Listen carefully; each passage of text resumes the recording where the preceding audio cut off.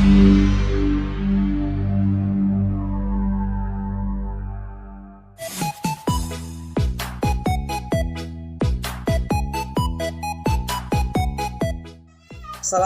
warahmatullahi wabarakatuh.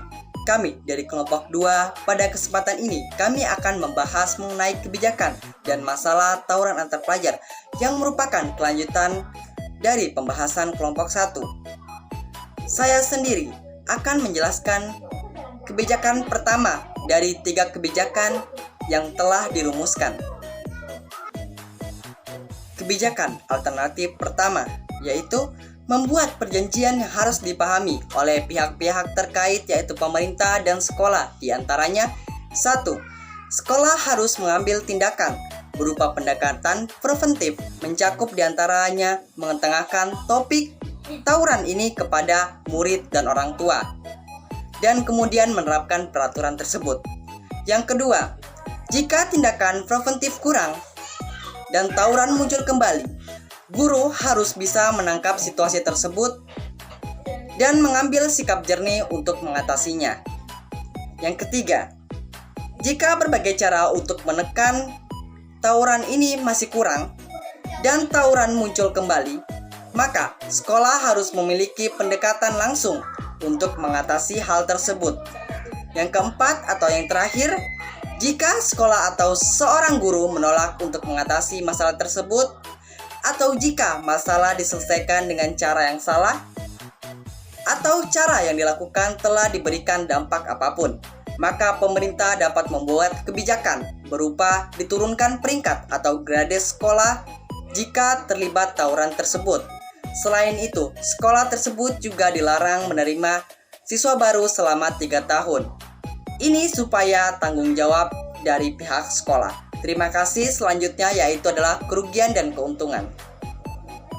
Nah, dengan adanya kebijakan alternatif pertama yang telah dirumuskan sebelumnya, yaitu penurunan peringkat atau grade sekolah yang dilakukan oleh pemerintah.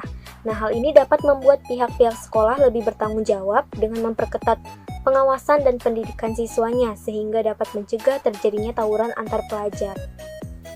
Adapun kelemahannya, jika terjadi tawuran yang dilakukan oleh seorang siswanya, walaupun hanya seorang siswa, maka akan mengancam nama baik sekolah, sehingga menurunkan niat para orang tua untuk menyekolahkan anaknya ke sekolah tersebut dengan alasan sekolah tersebut tidak berhasil mendidik siswanya.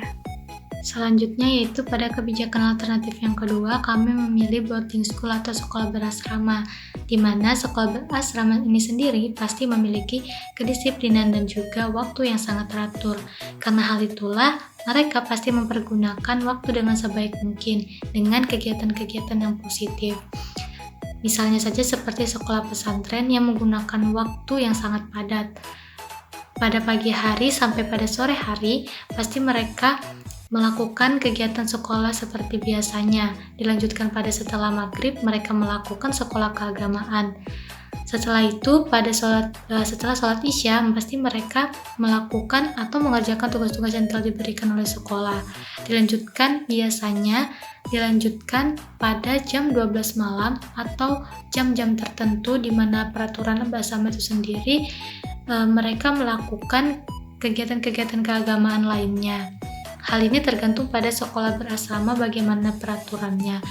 Menurut saya ini sangat efektif bagi para pelajar-pelajar agar tidak menggunakan waktu mereka untuk membuang waktu yang tidak baik. Selanjutnya itu keuntungan dari kebijakan tersebut. Yang pertama ialah sekolah berasrama sangat kecil kemungkinannya untuk terlibat dalam aksi tawuran. Seperti yang kita ketahui bahwa siswa-siswa berasrama memiliki kegiatan yang sangat padat dan sangat sulit untuk keluar dari lingkungan asrama, sehingga sangat kecil kemungkinannya siswa-siswa berasrama akan ikut serta dalam aksi tawuran. Kemudian yang kedua, siswanya memiliki sikap yang lebih disiplin. Kebanyakan sekolah berasrama memiliki pendidik kedisiplinan yang sangat tegas, contohnya saja seperti tentara, dan juga pastinya memiliki sanksi yang sangat tegas kepada siswanya yang melanggar peraturannya. Maka dari itu kebanyakan siswa berasrama lebih memilih untuk patuh dan disiplin terhadap segala peraturan yang telah ada agar tidak terkena sanksi. Tadi telah dijelaskan tentang kelebihan dari kebijakan alternatif kedua, maka ada pula kekurangan dari kebijakan alternatif kedua, yaitu apabila asrama tersebut tidak menetapkan aturan kedisiplinan yang tegas, maka hal tersebut akan menjadi celah bagi para siswa untuk melakukan hal-hal keributan, terutama tawuran. Apalagi jika dari awal masuk sekolah, para siswa tersebut tidak diorientasikan mengenai pengenalan karakter yang sangat baik. Dengan adanya kebijakan alternatif 3, yaitu ubah mindset dan bentuklah opini bahwa tawuran pelajar bukanlah kenakalan remaja, tetapi merupakan perbuatan kriminal. Setiap pelajar yang terlibat dalam tawuran, terlebih lagi para provokator dan aktor intelektualnya harus ditangkap dan diberlakukan sama dengan para kriminal. Kenakan sanksi pidana penjara dan ditambah dengan denda sekian juta rupiah. Jika tidak sanggup membayar sanksi tersebut, maka tambahkan lagi hukuman pidana penjara atau kurungan.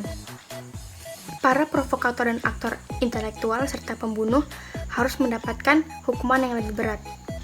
Dengan adanya hukuman ini, pemerintah mengharapkan agar adanya efek jerah, sehingga para pelajar akan berpikir 1000 kali untuk melakukan tawuran.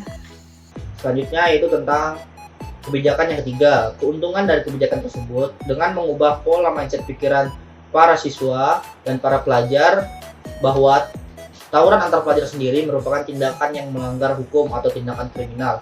Hal ini dapat membuat para siswa sendiri berhati-hati dalam melakukan tindakan tersebut, yang dimana perbuatan mereka dapat mengacu kepada sanksi hukum. Selain itu juga, para orang tua sendiri dapat lebih memperhatikan anak-anak mereka sehingga terbebas daripada pergaulan-pergaulan remaja bebas yang dapat menjerumuskan mereka terhadap tawuran antar pelajar sendiri. Perkenalkan, nama saya Syairah Bifa Sakwan dan saya akan menjelaskan kerugian dari kebijakan alternatif ketiga. Kebijakan dengan adanya kenakan sanksi pidana plus denda jutaan rupiah ini akan berpengaruh bagi mereka yang memiliki ekonomi yang tinggi, keluarga dengan kondisi ekonomi tinggi, dan memiliki rasa tidak peduli. Itu juga membuat mereka tidak takut karena berpikir uang bisa meloloskan mereka dari sanksi yang didapat. Nah, hal tersebut itu malah membuat si pelaku tidak menimbulkan efek jerah. Nah, ini hal tentang sanksi pidana juga berdampak kepada hukum di Indonesia lainnya, yaitu seperti perlindungan anak.